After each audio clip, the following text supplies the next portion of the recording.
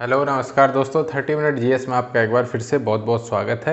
Elephant reserve पर ये है आपका सेकेंड वीडियो। पहला वीडियो अगर आपने नहीं देखा है तो देख लीजिए, उसमें जो कुछ पॉइंट बच गए थे वो मैंने इस वीडियो में कवर करने की कोशिश करी है। इसके बाद हम बात करेंगे टाइगर रिजर्व की और उसके बाद बर्ड सेंचुरीज की, जो कि आपके सिलेबस में है। उसके आगे की बाकी टॉपिक हम करेंगे इस एग्ज़ाम के कंप्लीट होने के बाद, यानी कि इन्वायरमेंट इकोलॉजी आपकी पूरी कंप्लीट की जाएगी, लेकिन पहले वन दरोगा के सिलेबस के हिसाब से हम टॉपिक को कवर करेंगे। अगर चैनल को सब्सक्राइब नहीं किया है तो सब्सक्राइब कर लीजिए। चलिए शुरू करते हैं। तो बात करते हैं कि पिछले वीडियो में मैंने एलिफेंट रिजर्व क्या होता है, क्यों ज़रूरत पड़ती है, कौन डिक्लेयर करता है, सब कुछ क्लियर कर दिया था। अब कुछ पॉइंट रह गए, वो देख लेते हैं पार्ट 2 में। तो पहला एलिफेंट रिजर्व भारत में कौन सा था? वो था सिंहभूमि एलिफेंट रिजर्व। कहाँ पर स्थित है बताएंगे आप? थर्ड एलिफेंट रिजर्व था तराई, जो कि अभी डिक्लेयर किया गया उत्तर प्रदेश में। एरिया की बात कर लेते हैं तो 3049 किलोमीटर स्क्वायर है और ये दुधवा पीलीभीत रेंज में स्थित है। 32वां कौन सा था? अगस्त्य मलाई एलिफेंट रिजर्व, जो कि है तमिलनाडु में। जिले के नाम कौन से हैं? तिरुनेलवेली व कन्याकुमारी डिस्ट्रिक्ट में ये स्थित है। ठीक है। इसके अलावा लेमरू एलिफेंट रिजर्व, जो कि 31वां है, छत्तीसगढ़ में स्थित है। जिला कौन सा है पूछ लेता है, इसलिए बता रहे हैं, कोरबा जिला में स्थित है। और ये किसका पार्ट है? इंपॉर्टेंट है, ये है हसदेव अरण्य फॉरेस्ट का पार्ट। ठीक है। इसके अलावा एक क्वेश्चन बनता है कि एलिफेंट मैन ऑफ इंडिया किसे कहते हैं? तो वो कहते हैं अजय देसाई को। ठीक है। और जो तराई एलिफेंट रिजर्व है, ये वाला तराई एलिफेंट रिजर्व, ये किसका हिस्सा है? दुधवा पीलीभीत टाइगर रिजर्व का ही एक हिस्सा है। और अब दुधवा पीलीभीत टाइगर रिजर्व में कौन से मुख्य रूप से 4 संरक्षित प्राणी हो गए हैं? एक तो टाइगर हो गया, क्योंकि टाइगर रिजर्व का हिस्सा है। दूसरा अब हो गया एलिफेंट रिजर्व, तो ये हाथी भी हो गया। इसके अलावा हिरन और एक सींग वाला गैंडा, 4 संरक्षित प्राणी इस टाइगर रिजर्व में रहते हैं। इंपॉर्टेंट हैं, याद रखने हैं आपको। टाइगर, हिरन, हाथी और एक सींग वाला गैंडा। ठीक है। इसके बाद बात कर लेते हैं हाथी मेरे साथी अभियान के बारे में। तो ministry of environment and forest, इसके द्वारा शुरू किया गया था। पार्टनरशिप में किसके? WTI की, यानी कि wild life trust of India के साथ पार्टनरशिप में। और इसकी मीटिंग होती है इस अभियान की, मतलब इस अभियान को कब शुरू किया गया था? दिल्ली में 2011 में शुरू किया गया था, एलिफेंट 8 नाम की मीटिंग में। अब ये एलिफेंट 8 क्या है?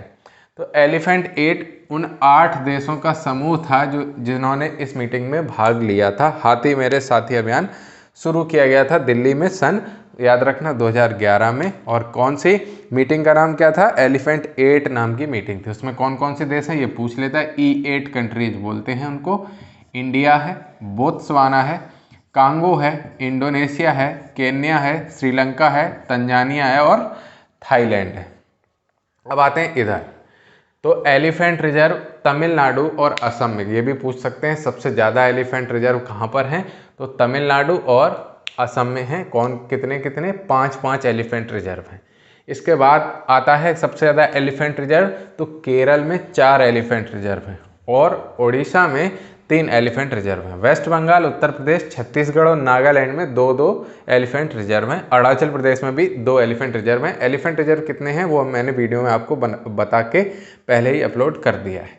इसके अलावा बाकी जो अन्य स्टेट हैं जहाँ जहाँ पर एलिफेंट रिजर्व, सभी में नहीं, जहाँ जहाँ पर एलिफेंट रिजर्व है वहाँ एक ही एक एलिफेंट रिजर्व वर्तमान में है।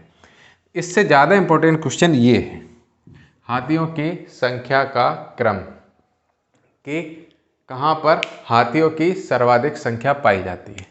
तो सबसे ज़्यादा हाथी पाए जाते हैं कर्नाटक में, फिर पाए जाते हैं असम में, फिर पाए जाते हैं केरल में, फिर पाए जाते हैं तमिलनाडु, फिर उड़ीसा, फिर उत्तराखंड, फिर मेघालय, फिर अरुणाचल, फिर झारखंड। आपको इतना याद रखना है? नहीं, 3 जैसा लेवल एग्जाम का उस हिसाब से याद रखो, 3 या 5 याद रखो। तो सबसे ज़्यादा कर्नाटक तो आपको याद रखना ही है। ठीक है, हाथी नाटक ज़्यादा करते हैं, याद रखेंगे। उसके बाद असम में पाए जाते हैं, फिर पाए जाते हैं केरल में। ठीक है। और फिर तमिलनाडु में। कर्नाटक, असम, केरल, तमिलनाडु, उड़ीसा याद रख लोगे 5 का क्रम बस। या फिर याद रख लोगे काके, काके, का आ के, कर्नाटक, असम, केरल और तमिलनाडु, उड़ीसा। ठीक है, ये हो गए आपके हाथियों की संख्या का क्रम। एलिफेंट रिजर्व का नहीं, हाथियों की, नंबर ऑफ एलिफेंट्स की बात करें। अब माइक कार्यक्रम की शुरुआत पिछले वीडियो में भी हमने बता दी थी कि 2003 में हुई थी। 10वीं कॉन्फ्रेंस ऑफ पार्टी यानी कि 10th कॉप में हुई थी। किसकी? साइट्स की। ठीक है, अब माइक साइट्स कितनी है अगर पूछ ले, एशिया में कितनी है तो 28 हैं, अफ्रीका में कितनी है तो 50 हैं और इंडिया में कितनी है 10 माइक साइट है। और ये कब शुरू हुआ? 2003 में, ये भी आप याद रख सकते हैं। और 10 कौन कौन सी हैं?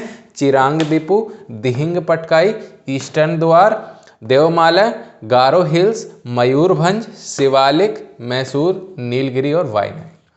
हालांकि पूछेंगे नहीं, लेकिन जो एग्जाम ढंग के होंगे उसमें ये पूछ लेगा निम्न में से कौन सी माइक साइट नहीं है। तो आपको याद रख लेना है चिरांग दीपू, दिहिंग पटकाई, ईस्टर्न द्वार, देवमाली, गारो हिल्स, मयूरभंज, शिवालिक, मैसूर, नीलगिरी और वायनाड।